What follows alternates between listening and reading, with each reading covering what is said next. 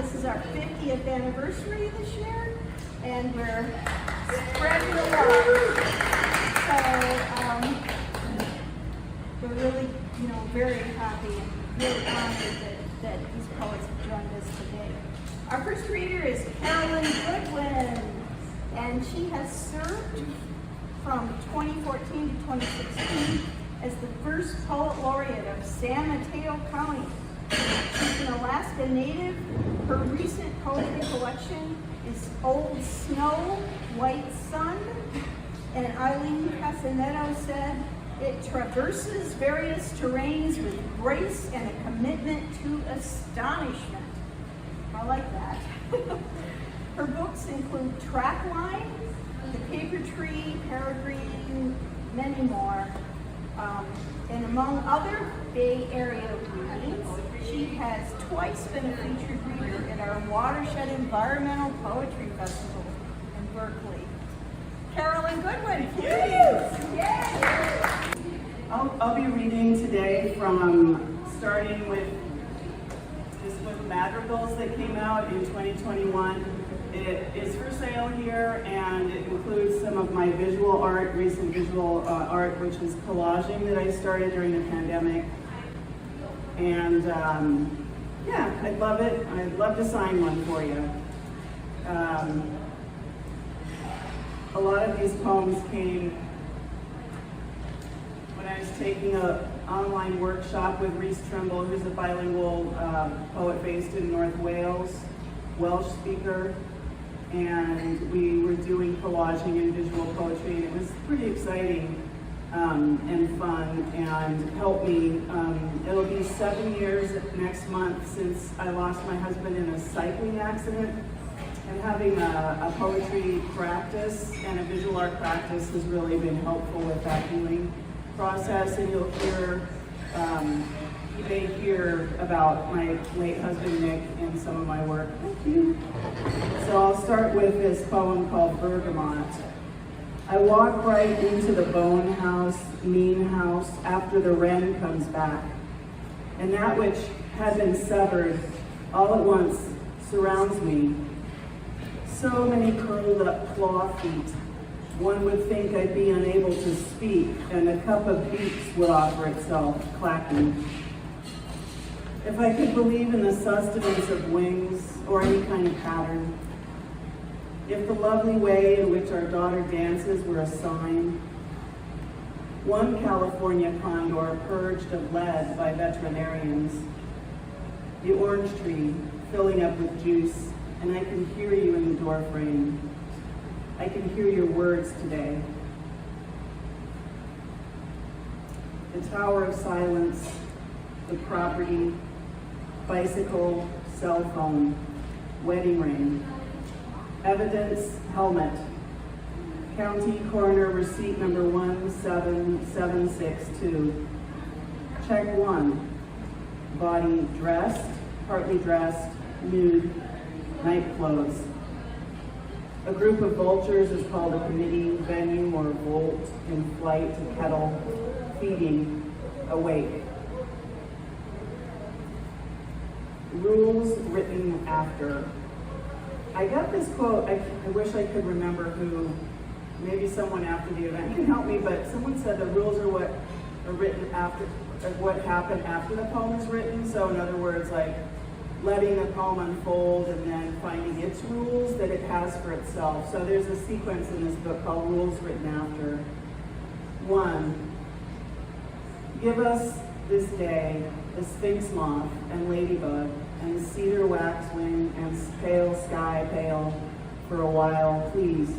Tell me exactly when that lovely note became a shriek, nameless and naked, when the hunter laid down his rifle on the far bank and your face floated out over the water like a plate.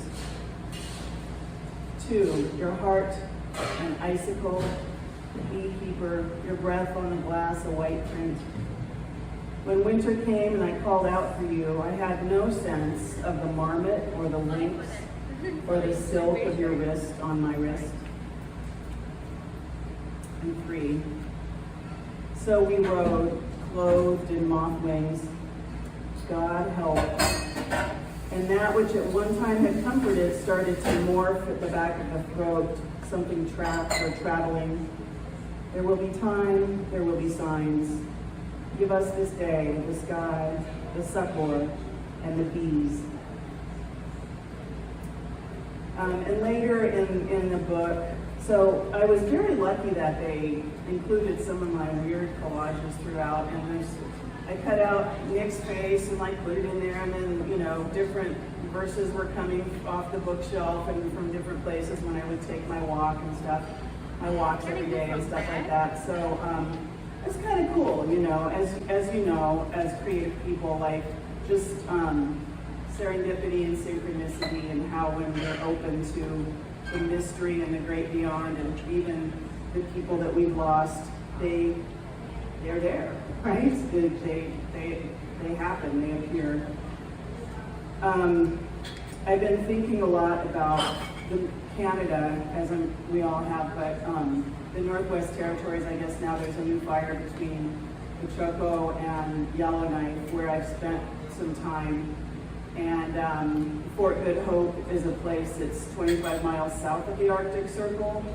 And this poem has Fort Good Hope in it. It's called Rust. Sorry. A couple more. Rust. And what do you know of the Great Lakes, the factory town? Break down, go ahead. In Fort Good Hope, it's raining. When you walk in, the sky tilts and turns toward the clouds and a fan. And I'm right here, jawbone, cervix, I am here, I am this. I am stripping the leaves from the saplings, gathering the spruce roots, stirring the broth. It's all right. Mothwing, teapot, herringbone, snow. It's all right. It's all right. Here, take, eat. Here, a cup of Earl Grey with honey for the road. And let's see. Okay, I think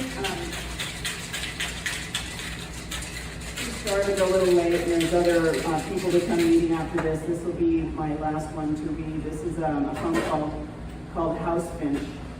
And before I finish, I just want to thank Joyce again. I mean, Poetry Flash is amazing. Every time I look at that thing, I'm like, wow, you know, so much just labor of love and so much time and energy put towards this art that we love of poetry. So it's always a dream come true to have an invitation to read in the Bay Area, especially with Poetry Flash, and a wonderful Beast Crawl, amazing Beast Crawl. So I feel really grateful today to see friends, and grateful for your time and attention here. Okay, this is House Finch. See there the constrictor coiled, striking hand in your other hand, as if, don't make me do that again. And what I held under the surface of my skin glowing was a long borealis, wild and electric. My daughter, the woman on the sidewalk with two black eyes, holding hands with him. My daughter at the end of the pier. If she turns to me, let the light of heaven encircle her. If her voice lands at the edge of my waking dream, with its beak wide, let me hear. Thank you so much.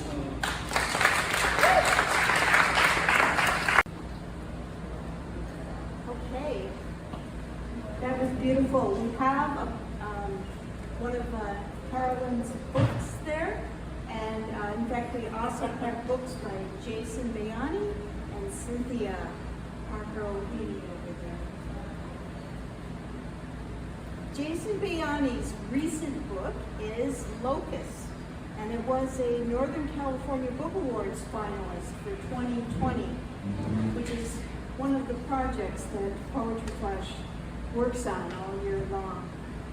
Trong Tran says, in the profundity of Locust, Jason Bayani weaves the personal and the historical into a perfect storm of words, breath, poetry, consciousness and the literature of this time.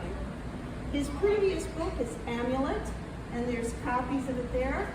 And his poetry has appeared in World Literature Today, Muzzle Magazine, Lantern Review, and I'm sure many, many other places. He's artistic director of Kearney Street Workshop.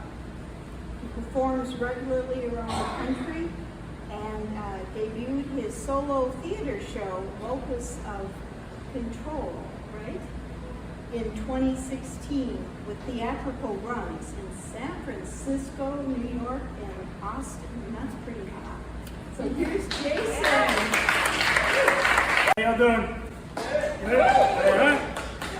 Yeah. So after I wrote my second book, I didn't write for a very long time. And this year I started writing again, so I'm gonna do a bunch of new stuff. Make sure I look at my time too.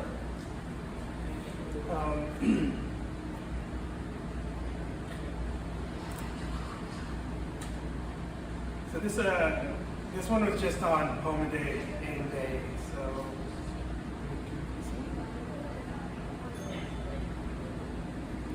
I'm waiting for the words to catch up to my heart, which is elliptical at the moment. There's an apology even I am expecting to bore out of my throat. But what for? What for? I'm continuing to write in a font that displeasures me.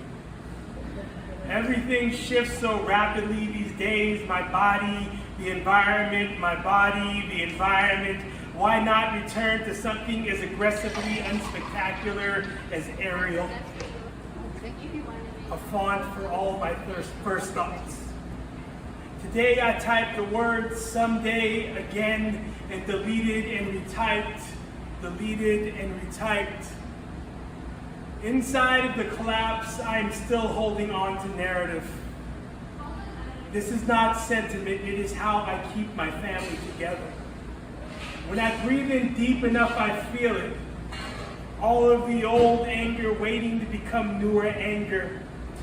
Not having the words feels a lot like not having something to hit. I think I wrote that in another poem before. What is the equation that solves everything? Ideas are commodity, even the idea that ideas are commodity. I don't even know what I have to sell. I've spent my entire life living on a fault line.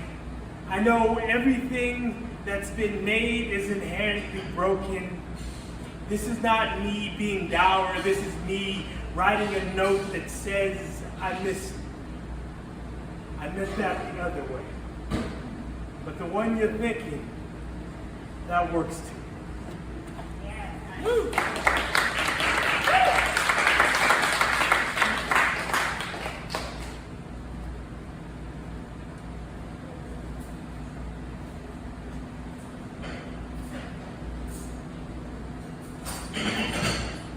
The world was slightly less ugly today.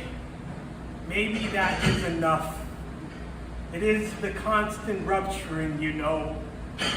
What are we supposed to do with all of this?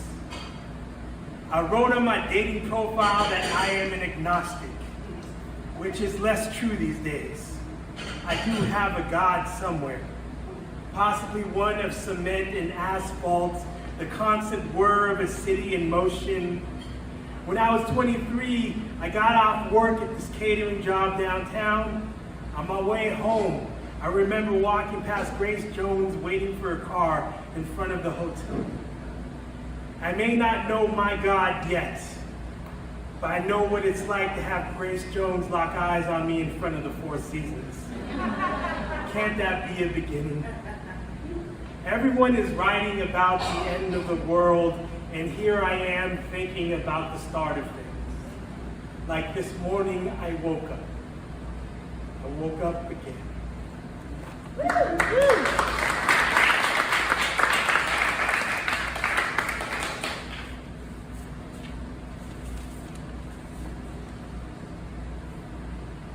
Even the odd silence finds interruption. All of living pockmarked by disruption. There is no fixed location. Where I am is the wound and stitching. Again, I am asked, how do you practice self-care? And I hesitate before saying, I took back my space. I took back my space of quiet. Sometimes healing requires a bit of violence. I grapple with that meaning, as if my whole self requires the parts that must spend their time justifying the other parts. Why do I apologize for what has been taken from me? Why is living for too many a process of dying? Who were we before the trauma happened? The world is so intensely large and unmanageable, and aren't I the world too? And worlds aren't only conquered, they're monetized, and what am I then? Who interrupts the sacred? Who takes the hands that tend the earth? Patterns fall away, and they must. Today, what I will make is nothing. I make nothing, and I give it to you. All this nothing to occupy no location in your space. Measured to nil, heavier than it should be.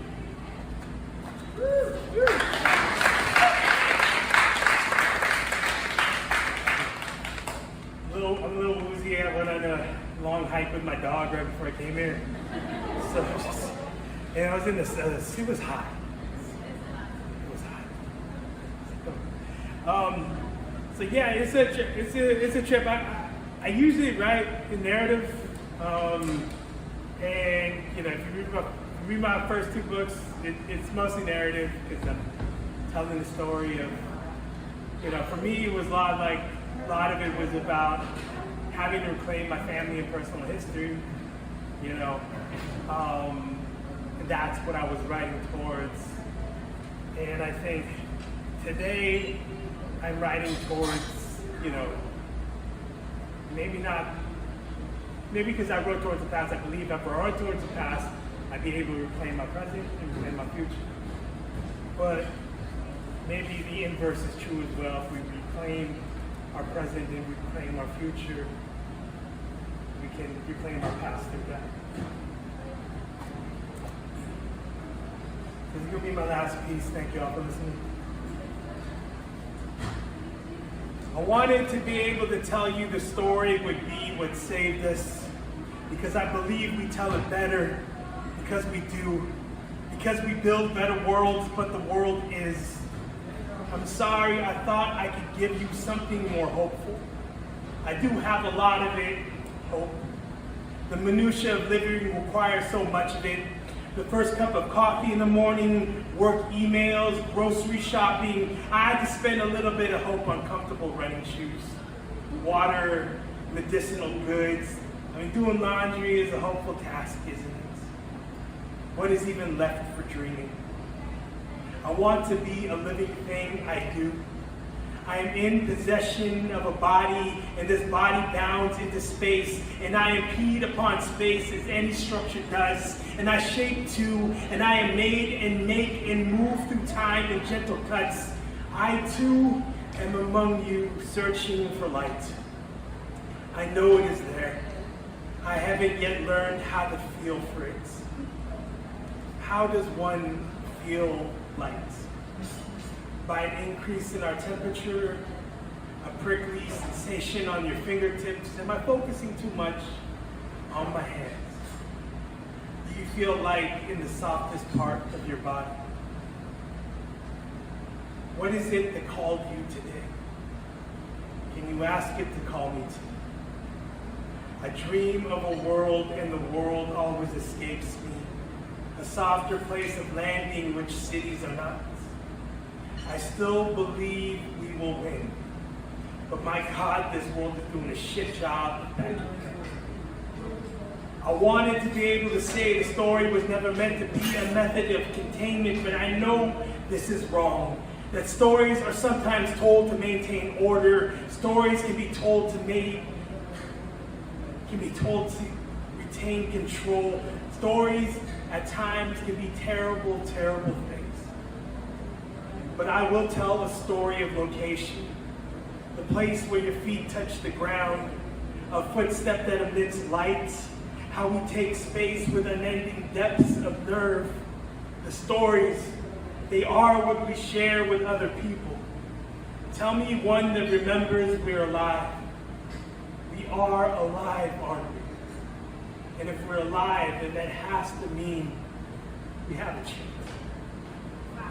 Woo. Okay, thank you. Jason Bayani. He has his copies of Amulet there on the table. Our next reader, we're really delighted to have you with us today. Cynthia Parker-Ohene. Is that close? Is a poet, abolitionist, and therapist. And that's quite a resume. Her gorgeous new book, which we have over there on the table, is Daughters of Harriet, a finalist for this year's Los Angeles Book Prize in Poetry.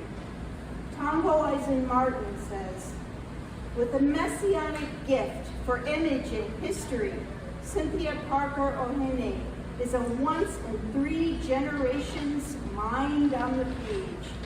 Virtuistic images and living histories bearing down on your pulse, expanding the potentials of your consciousness. Her poems have appeared or are forthcoming in Best American Poetry 2022, Poetry Daily, Verse Daily, Obsidian, Black Warrior Review, The Rumpus, and elsewhere. Her work is included in the great anthology edited by Camille Dungy, Black Nature, 4 Centuries of African American Nature, and The Ringing Ear, Black Poets Lean South. She is a San Francisco Foundation Nomadic Press Poetry Prize winner. Cynthia?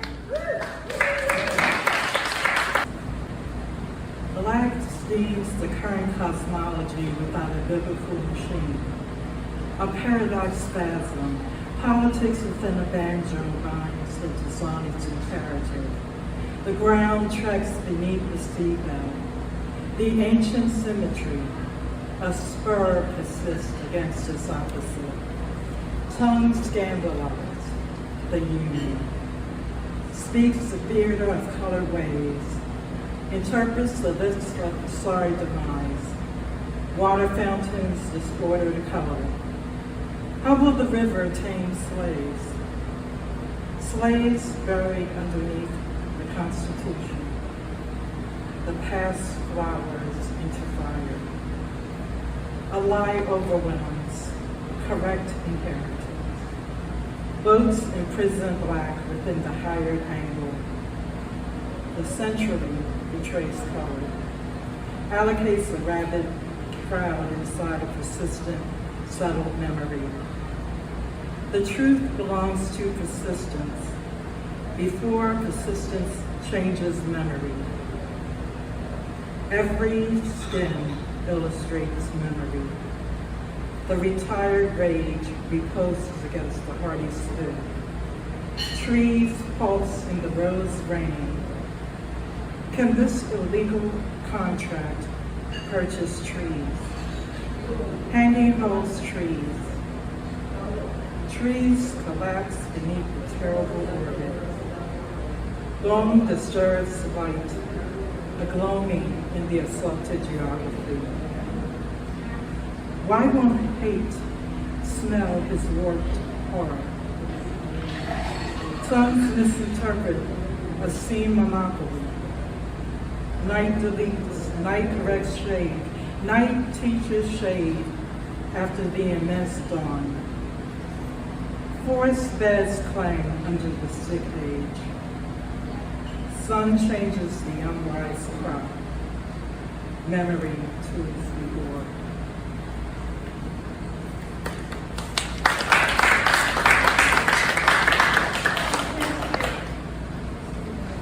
A day of grace. On the morning of Grace's death, I saw her at the community latrine showering her baby girls. At McCullough Market No. 2, buying coal in a miniature packet of rice beneath the burning clouds, like red lanterns on a promenade. They were looking for water among the vernal pyre of rot, the root of human salt, in the ambivalent allness of war and freedom. Grace once told me that there was no photograph or memory of her in a camera, but the eye of Ra shining on the pluck of a small African girl in the moorlands, grace of a girl. Later, I heard from my neighbor that Grace had been disposed of in the knotty fields, where she searched for burnt water. Identified by the stains on her skirt, when her children went to the fields to collect her, the government told them, sorry. It was the word sorry you use when you have burned a pot.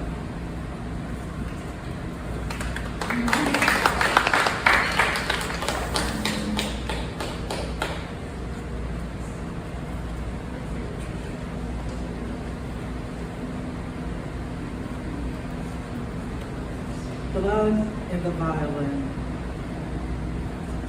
I finger my grandson's violin, and I am back in second grade at Lyndhurst Elementary School. I am 7 and not allowed to touch one.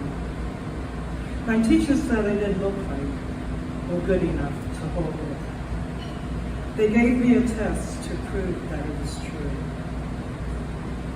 Even now, I still think of the brownness of that violin, the strings that I might unravel, plugging the sound from my pith.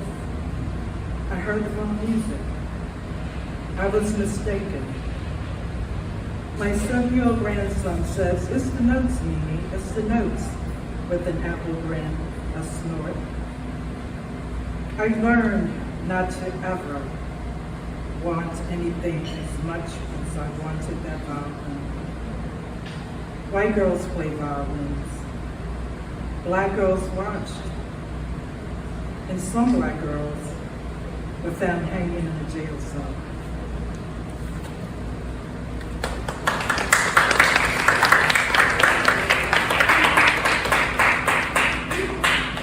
COVID leads the procession to Woodlawn Cemetery.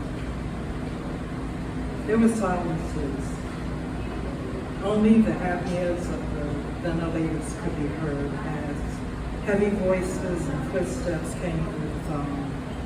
I kept inflating my cheeks while pacing, waiting to breathe for him.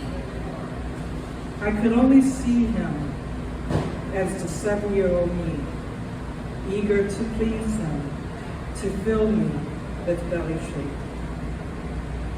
I whispered, Daddy, in this voice, as a now 50-plus woman. And then I listened for his life, the colors of it, purple, infused temperament, seeing our red and white brick townhouse on Collier Road, the brick oven he built out back for family cookouts, his black and white 98, and that 16 mini as I drove it. And while life support sang his voice into the virus, only the virus was alive and muscular, spreading like 3-month-old milk overturned on a rusty counter. Although I could not see him, I knew he was cold. And our last poem, and thanks again to Joyce, my guardian. My last poem is All the Bushman's Horses. I am too busy looking for food to think about peace. My gun is how I support my family. I watch my neighbors turn to ash as John Dewey on camels kill our teachers. My children lack at a school Days after Arab teachers left before the carnage, too many horsemen rolling at the Nuba Mountains. South is black, enslaved, and infidel. Darfur cattle keepers, farm workers, domestics, women and children pledged as gifts to Berbers like ours. In our Sudan land of the blacks, people shout for rain to stop the burn of skin against skin. I did not like protesting or the crouching anger. It is not a recent thing. All the Bushmen's horses, it is personal. They force us to have sex with our fathers. The plot where my mother lived burned yesterday, gunshots and mutilation. The road out leaves behind fallen home fronts, errant livestock, old men with cars pushing makeshift ship roads, charred tires and trash, a wooden chair, a doorknob, a girl's plastic belt, a child's cheaply colored pillow, a shirt turned brown, too much blood and shit, a watery shaped imprint of a shadow spreads the stubbled upholstery of clothes. I carry my mother's soul body. We leave without our voices. We only have stones. They have all the power. No one ever listens to us. 6 million cremated. Silence burns firm. 4 more years they shot across the Atlantic. Thank you. To wrap up our reading, our Poetry Flash Beast Crawl extravaganza, we have Richard Silberg, Associate Editor of Poetry Flash. His reviews have appeared in Poetry Flash many, many times over many, many years. He has introduced scores of our readings. His most recent books are The Horses, New and Selected Poems, and Deconstruction of the Blues, a Penn Oakland Josephine Miles Literary Award winner. He's also the author of Reading the Sphere, a geography of contemporary American poetry. He co-translated with Claire Yu, The Three-Way Tavern by Cole Un. It was a Northern California Book Award winner in translation, and he's translated other books by Korean poets. His poems have appeared in the American Poetry Review, Denver Quarterly, Volt, Zizba, and New American Writing. So, Professor.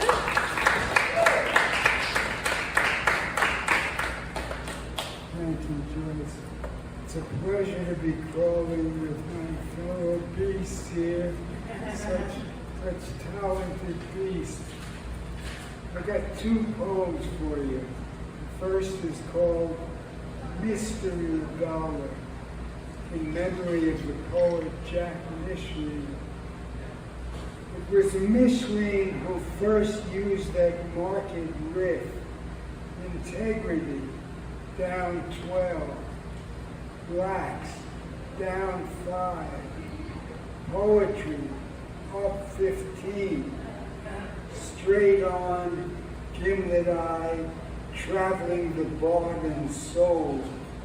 Whereas I crystal ball those market graphs, try to power zoom each zigzag, see into ranch homes, boardrooms, subways, see heads lit up, glowing in the numbers. I was more involuted, phantasmic, drunk on brain juice, but we were both, he an old beat, me post-beat, bohemian slackers, devoutly unemployed, looking at high finance through the wrong end of a telescope. Around that time, I discovered dumpster diving, cafe by bar days when I knew Micheline I became a tapeworm in America's vast, creamy gut, opulence, obscene waste. Say dumpster, you think pig slop, rancid garbage. But in the late 80s, dumpsters behind supermarkets were filled with food no more than 1 day taught. An ocean of goodies, packaged steaks and cheeses, fruit, yogurt, vegetables, sometimes even trays of deli. I'd rarely eaten so well. The only thing I feared was less the supermarket people of the cops than that somebody I knew would catch me squirreling in and out of there. Worse, one of my poetry students, middle class, hyper-educated, who saw me as big heart, poetry man, with whom I tried to project, tried to be my ideal self. Our faces falling off, laps whirling. It never happened. Bustling weekend mornings, nobody came back there but other scroungers. One day though, reaching after some fruits, some packaged dates, I grabbed a hand. High and eerie.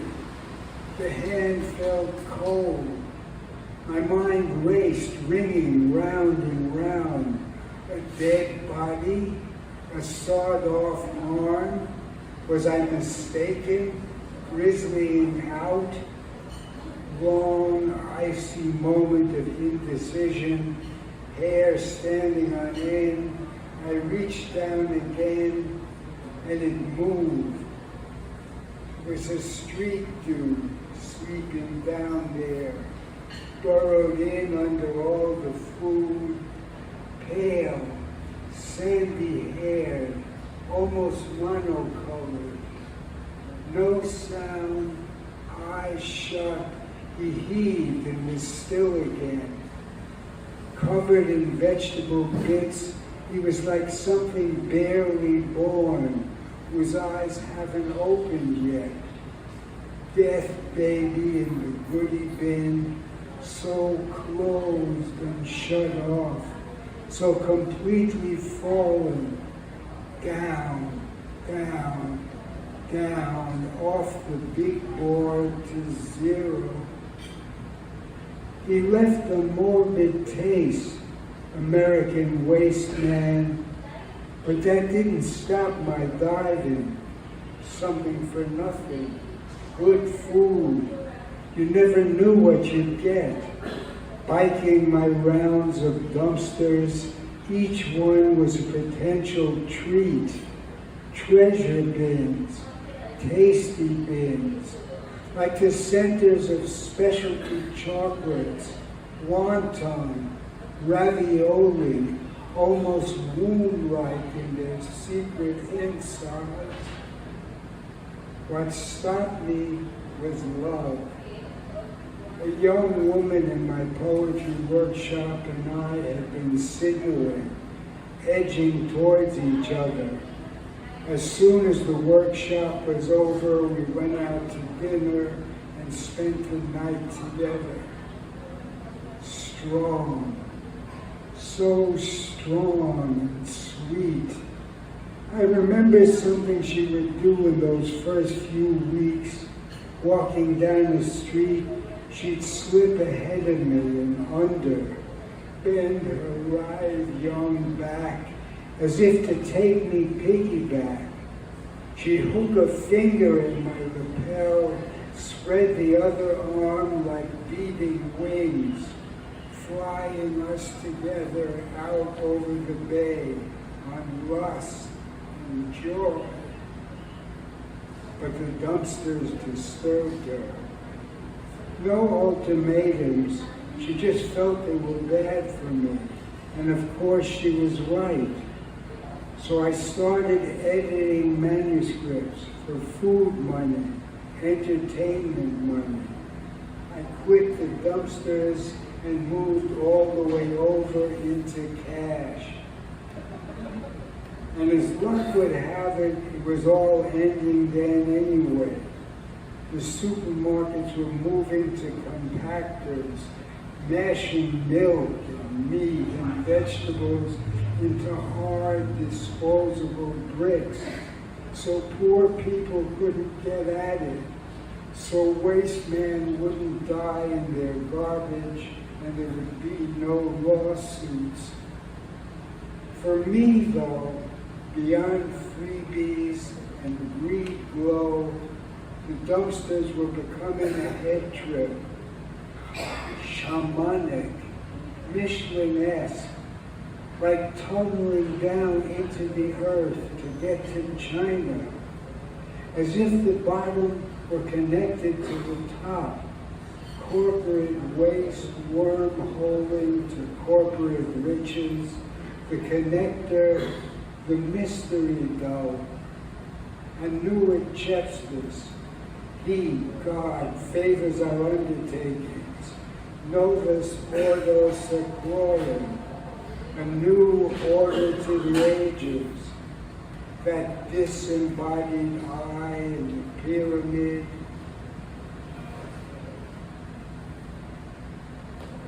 So that's the mystery.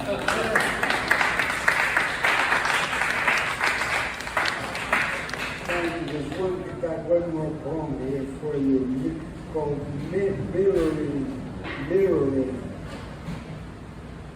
Wondrous little bird this morning out my bathroom window.